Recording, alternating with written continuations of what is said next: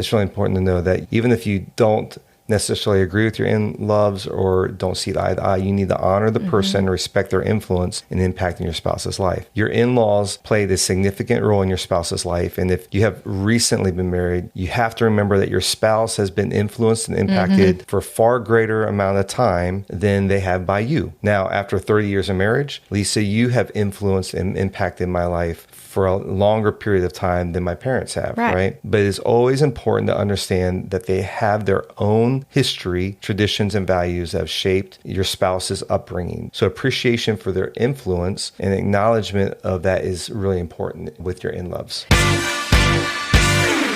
Welcome to the Art of Espousing podcast, and thank you for taking the time to listen today. We're excited about the content we want to share with you because we believe it's going to be helpful to your marriage practice. If you're new to the podcast, we want you to know that the reason we do the podcast is because we believe that every marriage can move from the mundane to a masterpiece level. And we all know that it takes intentionality for something to be a masterpiece to be crafted. So our goal with every episode is to give you tools to practice that will help your relationship not just survive, but thrive. So it's not just humdrum. It's like Shazam. I like that. Yeah. Hey, we want to let you know that today is the last episode of season 3. So we'll be taking a short break before we launch back into season 4. But the plan is to be back with new episodes starting on August 7th. So that gives you a few weeks to go back and catch up on the previous 3 seasons. But we want you to stay posted for updates on our social channels. You can also sign up for our newsletter where we will be sending out some updates and content during the break. And that link's in our show notes. So thank you for supporting us, for being balanced people. That's right. Today we're talking about in-laws, or what I like to call them is in-loves. And because one day, James and you and I are going to get to be in loves. That's true. Because I don't want to be an outlaw. I want to be in love. Unless they're deceased, it is a common relationship in every marriage. So, James, you and I have been blessed with great relationships with both sets of our in-loves. That's true. And it's really been a blessing to our married relationship. Yeah. However, not every marriage relationship is so blessed. And we know from talking with other married couples that this relationship with in-laws can be tricky to navigate at times. That's right. And even those who are blessed with great in-laws, it's still tricky times to navigate with them relationally, especially 30 years later. We've had some awkward situations, but how to do that is sometimes interesting. My guess is it's probably hardest in the early years of marriage, but we know couples who have been married for more than a decade and still have to work on the dynamics that the in-laws can bring into the marriage relationship. It's worth the work. Yeah, so we think this content will be really helpful for you. But before we go there, we want to make sure you know about the Marriage Reboot Retreat. Are you ready to take your marriage from the mundane to masterpiece level? Then the Marriage Reboot Retreat is for you. Whether you're feeling stuck in a rut or you just want to reignite the fun and excitement you felt when you first met, we've got you covered. The Marriage Reboot Retreat by Married for a Purpose is all about helping you and your spouse reconnect, recharge, and re-engage with each other and your shared life purpose. Over 2 full days, Lisa and I will work exclusively with you and your spouse to develop a holistic vision for your marriage and family, complete with a real action plan. By the end of the retreat, you'll be united in purpose and ready to take your relationship to the next level. Your reboot is then supported with regular coaching to help you achieve your vision. So are you ready to take your marriage to a whole new level? Your Marriage Reboot Retreat is waiting for you. Want to know more? You can schedule a call with us using the link in the show notes or visiting our website at artespousing.com/marriage coaching. If you prefer, you can also direct message us on Instagram with the word CALL, C-A-L-L, and we'll be happy to send you a link. We can't wait to hear from you. So when we are working with couples who are preparing for marriage, one of the things we always want to get an understanding of is the backstory that each individual is bringing into the relationship. See, their individual origin story is really critical because it often will shine light on potential landmines that could be stepped on later and that could cause conflict in the relationship. One indicator is the relationship the individual person has with his or her mom and dad, and the other is the relationship each has with their fiance's mom and dad. Right. So in the relationship, it not only shapes the dynamics between husband and wife, so your family of origin and my family of origin shapes how you and I interact together, James, but it also introduces at least 4 more people into the marriage relationship. And when I say at least, right, if you come from a blended family, you're dealing with doubles. Right. And so then you have a different dynamic. But actually, you're adding more people to your family dynamic. Right. And it can get a little complicated. Yeah, so exactly. So understanding what potential expectations could be coming from both sides of the family is really important. Yeah, especially early on, because those expectations can cause tension as a married couple tries to please both sides of the family, two sets of people's expectations. And again, if you're from a blended family, that could double. Like most people, when we got married, we had to determine which side of the family was going to get us at what season. And when we took time off and vacation, who were we going to go see? Because they lived in separate places. So we would go to my mom's one year for Christmas, and then your parents the next year, and so on, until we had 3 kids. That's right. And it became easier and less expensive for them just to come see us in Florida. But the truth is, when they would come, sometimes they would come together. So we would have my mom and your parents in the same household for Christmas, which made it fun and interesting, but great dynamic for the kids. But figuring out who gets your time and travel is really small potatoes when it comes to how in-laws can cause tension in a relationship just outside of how are we going to spend holidays and vacation. That's right. So there are other ways that in-laws may cause tension in your marriage relationship. And so these are just a few things that we can consider. That's right. One of those is being too involved. Our parents did an outstanding job in this area. Honestly, it could not have been better. But that tension we have seen as we've come along, young married couples in their relationship. I think of one particular couple who had both sets of parents overly involved in the relationship. And during our prep for marriage sessions with them, it became a point of discussion. And quite honestly, they were considering whether they should marry each other due to their parents' behavior, which is sad. It is. For the happiest time of their relationship, they were navigating how to honor and declare independence at the same time. Both sweet, intentional kids, soon to be bride and groom. But unfortunately, there was tension at the beginning of their relationship as a family. So this sweet couple did an amazing job of independently having conversations to navigate the desired outcomes to move forward, and the parents met them there. Yeah. This was a courageous conversation, establishing a way to navigate for future tension. So, James, you and I had to really coach them independently how to go back and declare independence with honor. I suspect they will experience some of the usual suspects of being too involved as they move forward in their married life, but they established some groundwork to be able to move forward with strength. The compulsion to give constant, unsolicited advice or interference in decision-making is probably going to happen with them, but they actually, in this beginning stages, really laid groundwork for building a strong relationship with both sets of their in-loves. So one of the things we encourage them to do is that they would lead the conversation and go to their parents, not wait for it to pop up, so that their parents weren't led to interject, so they get ahead of it. Right. Another thing to consider that could be a tension point is criticizing. This is a difficult one to lead through. In-laws who constantly criticize their child's spouse can create a hostile environment that can lead to resentment and conflict. Yeah. The challenge is your child is going to be probably honoring to you, but they will distance themselves from you. Right. Because you're making them choose between their spouse and you as a family. If that's you, and either set of your in-laws are criticizing about one of the two of you, bride or groom, it's really important to seek out counsel, maybe pastoral counsel or a mentor in your life, of how to have this conversation with honor, but to help shut down the criticism. This is the deal. We have communicated this to couples, and it's true. Parents don't go away, and you don't want them to go away. Right. Fact, the partner never goes away. The child will choose their spouse. So especially under the pressure of criticism, I think as a couple, you have to have conversations to work through this and get support if needed. Does that make sense, James? Yeah, I think so. Yeah. I think it makes sense. Another tension that we've seen play out in marriages that we have worked with is when in-laws overstep boundaries. And this can be things like visiting without notice, making plans for family without consultation. Another thing we've seen, and I would say we've experienced a bit, is when in-laws compare their kid's spouse to other family members or to previous partners. It can create tension and feelings of inadequacy. And I mentioned overstepping boundaries, but another big one is when in-laws disrespect boundaries completely. Right. Meaning they disrespect the boundaries set by their son or daughter and their spouse, such as not respecting their parenting choices or their religious beliefs. And that can create a lot of tension and conflict. Yeah, so true. We actually talked a bit about this in an episode on the parenting journey to independence. As parents with 2 adult children ourselves, with significant others in their lives, not yet married, but definitely moving in that direction, one day to be in loves, it requires so much intentionality, James, on your and my part, because they are young adults in their mid-20s, late late 20s. Dealing with in-laws can be difficult at times, but it's really important, as much as you can, approach these relationships with love and respect and patience. That's right. And I would just add, as you're approaching them, for them, it may be their first time to be in loves. Maybe they've never done this before. So extend grace for that. And the truth is, as a married couple, when we stepped into marriage, we had never had in-loves before. You never dealt with a single mom, my mom. Right.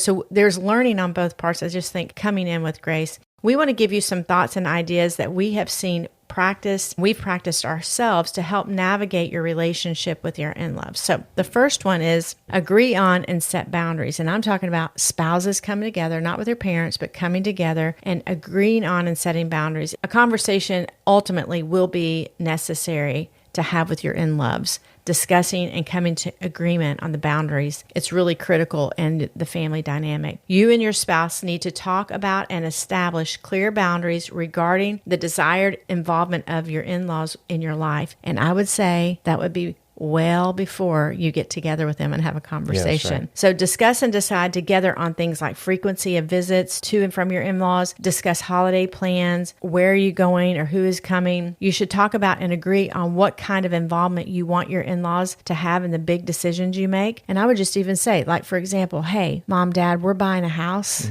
This is what we did when we bought our first house. We went to your dad and mom and said, we're buying a house. What would you suggest? And so I would say a great declaration in the beginning is, Mom and Dad, can we come to you and ask for advice when we're wanting input from you? Because but now after 30 years, we probably wouldn't go ask their advice on those kind of decisions. That's right. Now we don't need as much involvement or investment and input from them. But the important thing is that you're clear and you're communicating boundaries and expectations along the way. Even as our parents are getting older, we have conversations around boundaries of what we can do for them as they're growing old and what we're not able to do to assist them in the future. That's right. And this is a conversation between you and I before we go into that room. So this is an evolving dialogue that happens. It's important to respectfully communicate those boundaries to your in-laws and stand firm in maintaining them. Now, I will say, you and I have met with some people of different culture. Our Caucasian culture in America is very different than a Latin couple that we were sitting with the other day. And so even when we're talking to them, I know we have some different cultures that there are expectations from parents. And so I'm not saying dishonor those things. I'm saying work with, collaborate in and around. Within the context of that, right? Yeah. That's really good. We want to encourage you to honor the person and respect their influence and impact in your spouse's life. That's really important to know that even if you don't necessarily agree with your in-loves or don't see eye to eye, you need to honor the person and respect their influence and impact in your spouse's life. Your in-laws played a significant role in your spouse's life. And if you have recently been married, you have to remember that your spouse has been influenced and impacted for far greater amount of time than they have by you. Now, after 30 years of marriage, Lisa, you have influenced and impacted my life for a longer period of time than my parents have, right? But it's always important to understand that they have their own history, traditions, and values that have shaped your spouse's upbringing. So appreciation for their influence and acknowledgement of that is really important with your in-loves. Yeah. And I would say, just to add on to that, is when you look at maybe some tension points, because we're really talking a lot about tension points, and I don't want to be heavy-handed on the negativity, but when we look at all the positives of like, my mom is a single mom, that's a lot where I got my work ethic. That's a lot of beautiful things about what I bring to marriage is great. But there are some challenging things. But I think that's funny when you mentioned that now you and I have been together longer than you have with your parents. I remember the mile marker where that all flipped, which is 19 years of marriage. At that point, that's when the scale tipped. I had lived with you longer than I had lived with my mom. So 19 years of marriage, that's when and it's the same for you. But if you think about it, 19 years, your parents have been investing, like we've been investing in our three kids. Some whippersnapper who's coming along. Do you know what a whippersnapper is? I do. Okay, so they're coming along. Some punk, is what you're saying. And they're like acting like they know our kids better than we know. Well, not yet, but they soon will.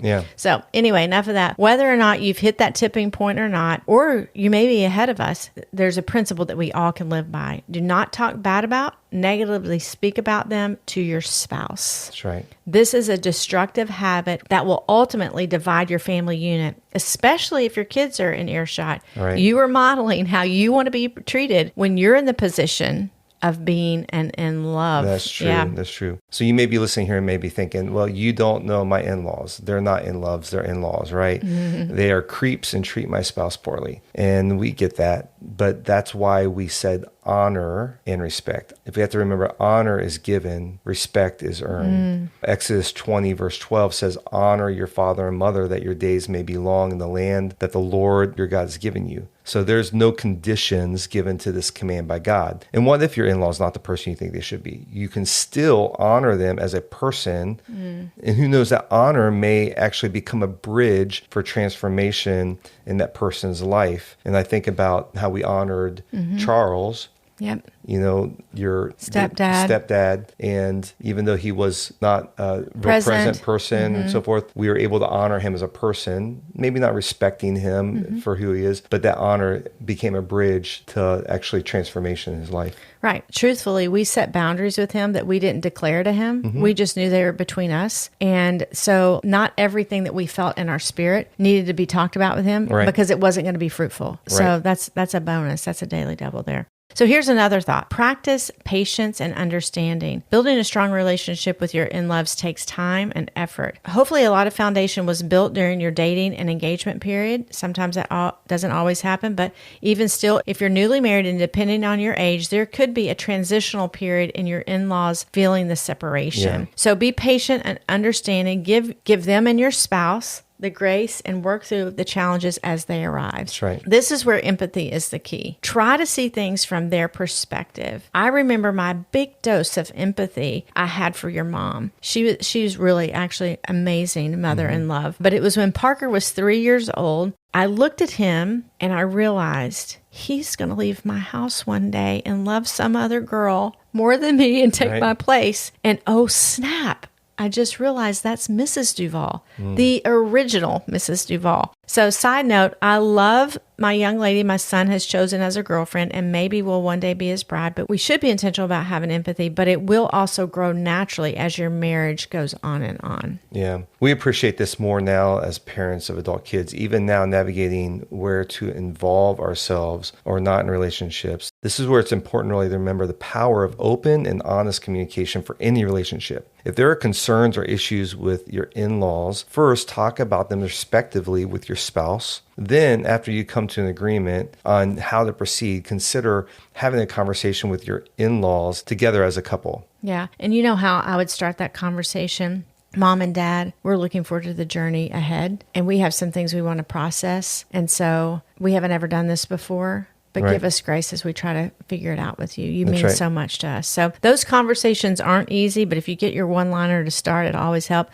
But if you have a united front and you do them together, they are much easier instead of splitting off and not having them independently with your parents. We recently had to have a conversation with your parents, James, just to make sure they were aware of a situation happening with one of our kids, to be able to encourage them on how to act and respond to our child's behavior so that your parents' personal values did not damage the relationship with our kids. Right. It was a difficult conversation. We approached it with respect and honor, actually, for them. This is a sacred, carefully prayed out and prepared out conversation. This is not something you do not walk into without great intentionality. Maybe you even need to write it down, like what not to say, what's your starting line. Yeah. That's good. That's good. I think this leads us to the next thought, to focus on common interests. Most often we share more in common than we don't share in common. Right. Yet sometimes we allow the things that we don't share in common to rule and dominate the relationship. Now, I may step on some toes here, but stances on politics are not more important than relationships. That's true.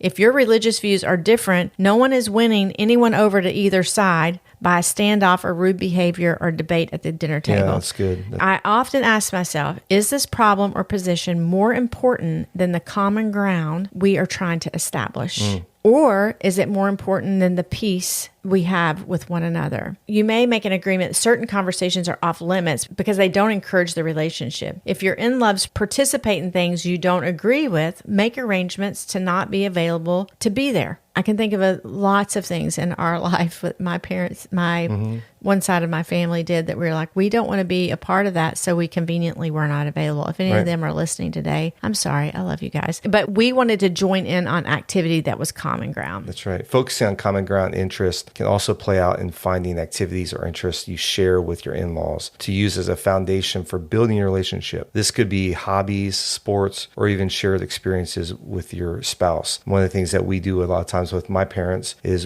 when we're together is we play a lot of games together, right? That's a common interest and common hobby, and usually keeps conversation, right? Exactly, keeps it right there. So another thought around resolving tension with your in-laws is to stay united with your spouse. It's important to present a united front with your spouse when dealing with your in-law issues. Discuss your concerns privately and then come to an agreement before addressing the issue with your in-laws. You want to be mindful of what could cause division in your united front and process. If you can't come to an agreement, we'd encourage you to get some pastoral counseling or get a respected leader in your life, or maybe find a coach that can help you in this area with your in-laws. And then the last two things we want to share with you is this: practice forgiveness.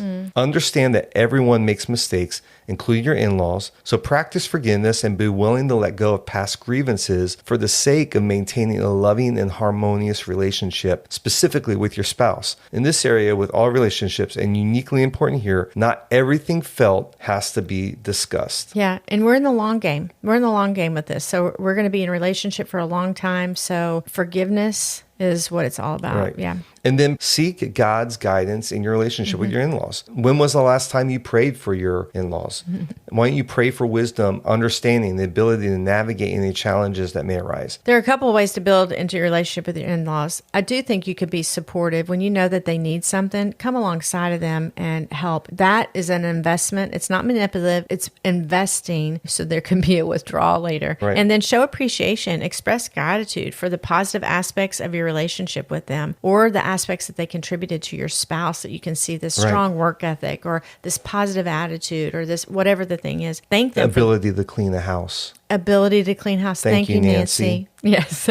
Thank them for their support and hospitality or guidance, or let them know that you value their role in your life. Right. It will go a long way and pave way for collaborative conversations. You know, one of the things I love, and I've gotten a little lazy with it, but I would do for your mom, is I would give her a handwritten note and just say, Mom, I love you so much. Thank you for raising a great son. You know, and just because I know what it feels like to be a mom, to actually invest in your kids and then that you release them. Right. And I know she always appreciates that intentional, crafted appreciation that's honest and genuine. I'm not saying things that aren't true. I'm saying things that are really true and honest. It goes so far in investing in your relationship. So there you go. We'd love to hear your thoughts and answer questions you have about what we shared. You can email us at hello@artespousing.com or direct message us on Instagram @artespousing. Yeah, thanks again for listening. If you found this episode helpful, please let your friends know by sharing it with them. You can also help other people find the podcast by rating the podcast and leaving us a review. Thank you for making season 3 so successful. We really do appreciate your support. We can't wait to get back into this after our short break. James, we're going to relax and enjoy each other and enjoy our family. That's right. I love it. So have a great week, and we will see you next time on the Art Espousing podcast. Until then, bye-bye.